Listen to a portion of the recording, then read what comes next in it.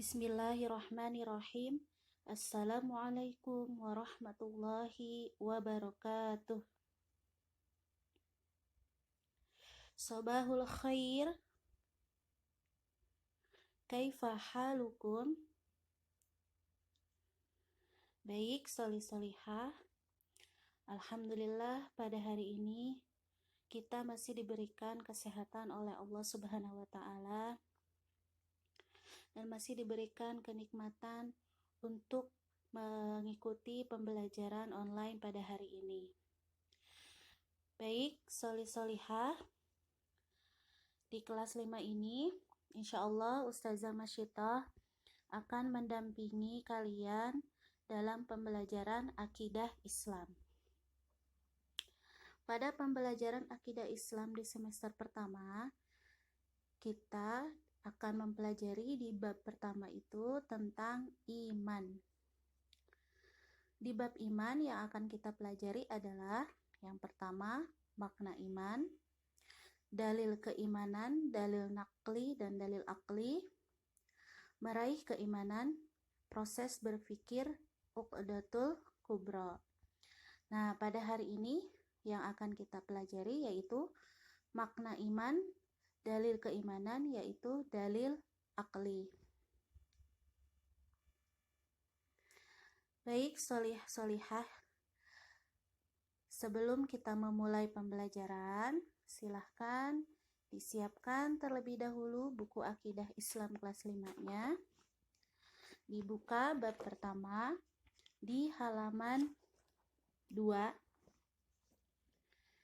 sambil mendengarkan audio dari Ustazah. Silahkan anak-anakku semua sambil membuka bukunya. Sudah siap? Baik, sebelum kita mulai, mari kita buka pembelajaran hari ini dengan membaca basmalah. Bismillahirrahmanirrahim. Khair, solih-solihah.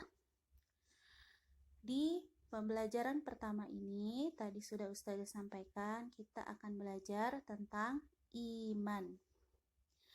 Nah, yang pertama kita akan pelajari yaitu makna iman. Keimanan seorang muslim kepada Allah Subhanahu wa taala adalah suatu yang sangat penting. Iman kepada Allah adalah pembeda antara orang kafir dan muslim. Setiap manusia yang dilahirkan sesungguhnya terlahir dalam kondisi beriman kepada Allah. Tetapi manusia yang memilih untuk tetap kafir atau beriman kepada Allah. Allah mengabarkan hal ini dalam surah Al-A'raf ayat 172. Baik, anak-anakku solih-solihah, kalian bisa melihat di buku Akidah Islamnya di halaman 2. Ustazah bacakan dahulu surah Al-A'raf ayat 172. A'udzu billahi minasy syaithanir rajim. Bismillahirrahmanirrahim. Wa idh akhadha rabbuka min bani Adama min zuhurihim dzurriyyatahum wa ashhadahum ala anfusihim alastu birabbikum qalu bala syahidna an taqulu yawmal qiyamati inna kunna an hadza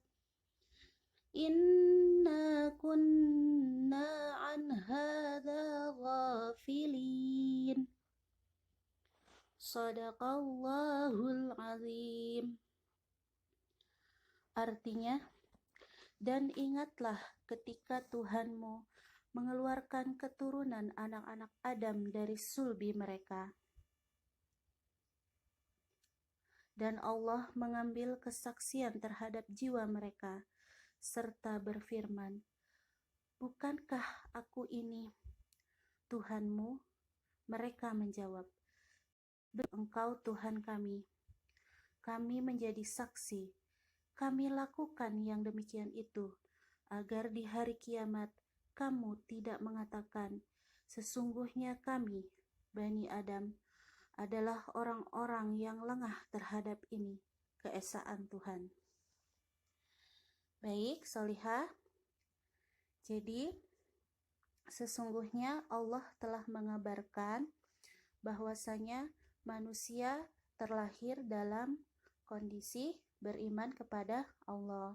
Tapi mengapa setelah mereka lahir, setelah mereka dewasa, banyak makhluk Allah atau manusia di bumi ini malah beriman kepada selain Allah? Karena sesungguhnya yang menentukan atau yang memilih manusia itu untuk tetap kafir atau beriman adalah manusianya sendiri. Pada hakikatnya, semua manusia dilahirkan dalam kondisi beriman kepada Allah. Mungkin kalian masih ingat di pembelajaran kelas 4 bahwasanya ada tahapan kehidupan manusia. Di sana dijelaskan pada tahapan pertama, yaitu di alam ruh, Allah meniupkan ruh lalu menyampaikan kepada manusia tersebut bahwasanya Allah adalah Tuhan mereka. Lalu mereka atau ruh tersebut menjawab, dia bersaksi bahwa dia akan beriman kepada Allah. Nah, tapi setelah lahir, ternyata mereka sendiri yang memilih. Mereka menjadi kafir atau tetap beriman kepada Allah. Nah, baik, itu maksud dari surah Al-A'raf ayat 172. Selanjutnya, iman secara bahasa berarti percaya atau yakin.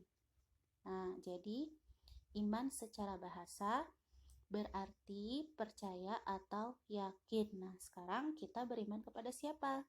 Kepada Allah. Jadi, kita harus percaya dan yakin kepada Allah.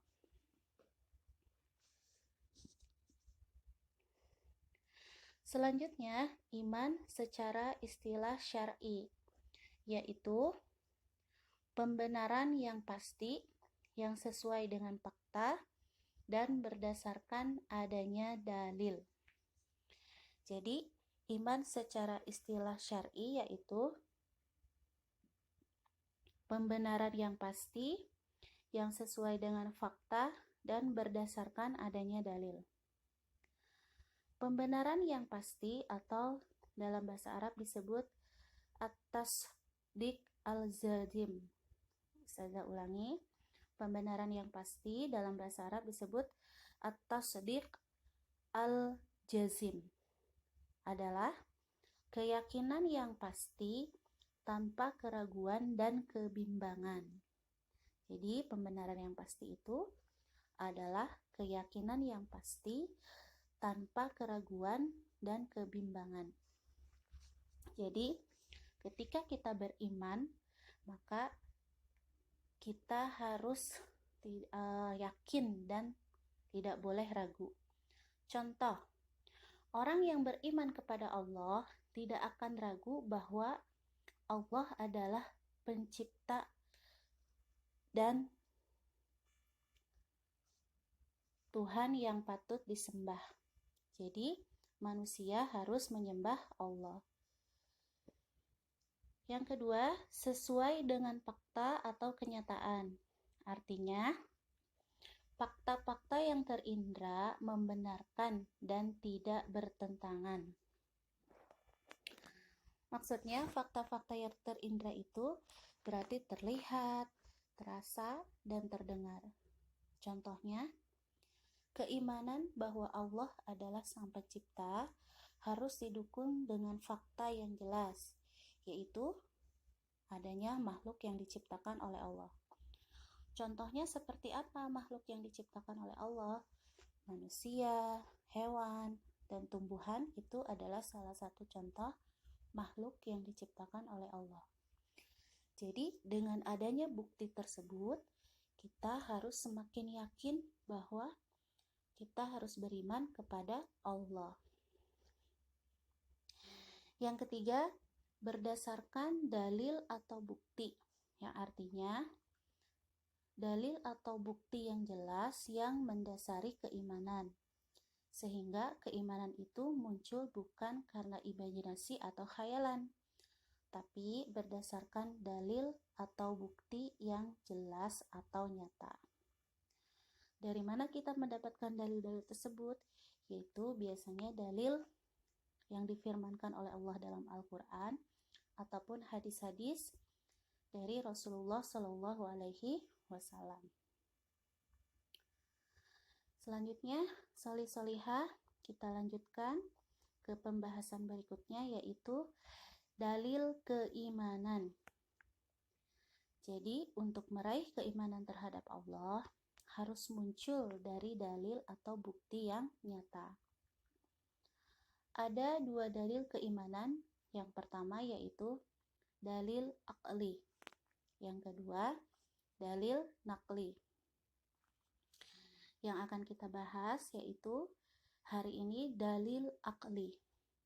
Dalil akli adalah dalil yang berdasarkan pada akal atau proses berpikir dan hasil dari memikirkan fakta-fakta yang terindra. Atau apa itu fakta-fakta yang terindra? Yaitu fakta-fakta atau hal-hal yang nyata yang bisa tertangkap oleh panca indera kita, seperti oleh mata, oleh telinga, oleh hidung, ya. Itu jadi fakta-fakta yang terindra. Jadi, jika menggunakan dalil akli, berarti harus ada fakta atau kenyataan yang bisa kita indra. Baik, di sini ada contoh penggunaan dalil akli. Yang pertama, penggunaan dalil akli pada keimanan atau kepercayaan kita bahwa Allah pencipta alam semesta. Kita bisa menyimpulkan bahwa Allah adalah pencipta atau khalik dengan cara memikirkan ciptaannya, yaitu makhluk. Contohnya, makhluk ciptaan Allah adalah manusia, tumbuhan, dan hewan.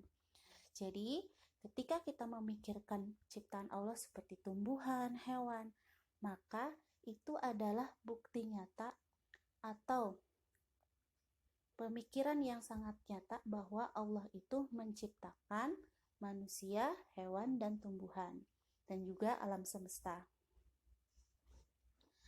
Yang kedua, keimanan kita bahwa Al-Quran adalah firman Allah.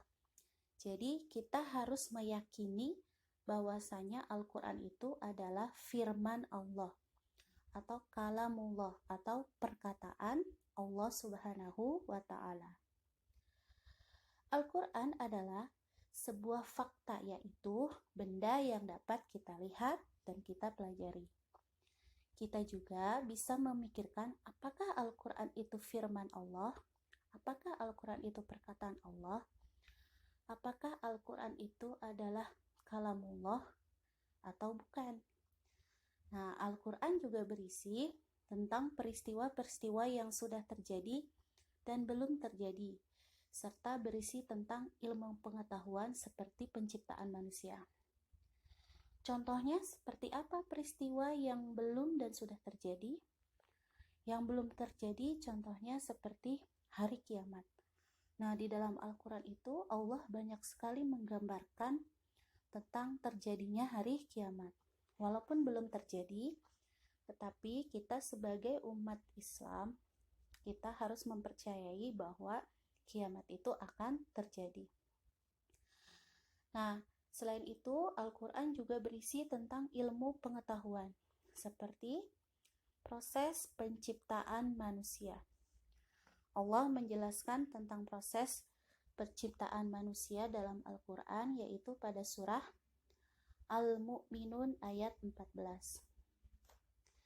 Baik, soli-solihah, silahkan dilihat bukunya, halaman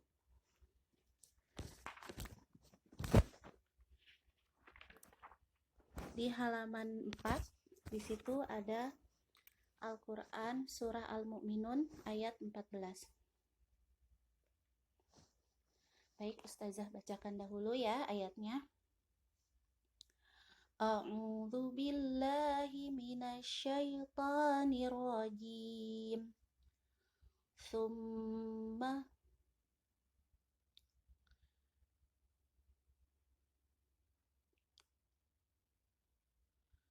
Afwan, Ustazah ulang ya. Tsumma khalaqnan nutfata 'alaqatan fa khalaqnal 'alaqata mudghah فخلقنا العلقة مضغة فخلقنا المضغة عظاما فكسونا العظام لحما ثم أنشأناه خلقا آخر Fatabarakallahu ahsanul khaliqin. Shadaqallahul azim.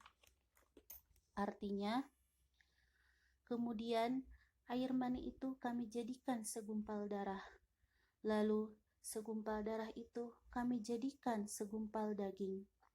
Dan segumpal daging itu kami jadikan tulang belulang. Lalu tulang belulang itu kami bungkus dengan daging. Kemudian kami jadikan dia makhluk yang berbentuk lain. Maha suci Allah, pencipta yang paling baik. Jadi maksud dari surah Al-Mu'minun ayat 14 itu di sini Allah menjelaskan bagaimana proses atau terjadinya penciptaan manusia, yaitu dari air mani kemudian dijadikan segumpal darah. Lalu segumpal darah itu dijadikan segumpal daging. Kemudian segumpal daging Allah jadikan tulang belulang. Lalu tulang belulang dibungkus dengan daging. Kemudian Allah jadikan dia janin yang berbentuk sempurna, yaitu berupa makhluk dengan bentuk yang lain. Kemudian Allah tiupkan ruh ke dalamnya, sehingga janin tersebut lahir dalam keadaan hidup. Maha agung dan maha suci Allah dalam kekuasaan dan hikmahnya, yaitu pencipta dan penguasa yang paling baik. Jadi itu maksud dari surah Al-Mu'minun ayat 14. Di situ Allah menggambarkan bagaimana proses penciptaan manusia. Jadi sebelum manusia di bumi ini menemukan ilmu-ilmu tentang proses penciptaan manusia, sebenarnya Allah sudah memberikan gambaran kepada manusia bagaimana terjadinya proses penciptaan manusia. Luar biasa ya, subhanallah. Baik, soli-solihah. Jadi untuk hari ini yang kita pelajari tadi yang pertama adalah makna iman. Selanjutnya dalil keimanan, dalil nakli, dalil akli, yaitu bagaimana kita mempercayai Allah Subhanahu wa Ta'ala sebagai pencipta, mempercayai Al-Quran adalah firman Allah. Nah, itu yang tadi kita bahas, yaitu dalil aklinya. Nah, di minggu depan kita akan membahas dalil keimanan tentang dalil nakli, lalu dilanjutkan meraih keimanan dan proses berpikir. Jadi silahkan anak-anakku dibaca bukunya halaman 4 sampai dengan halaman 7 ya. Di rumah dibaca halaman 4 sampai dengan halaman 7. Khair, solih-solihah.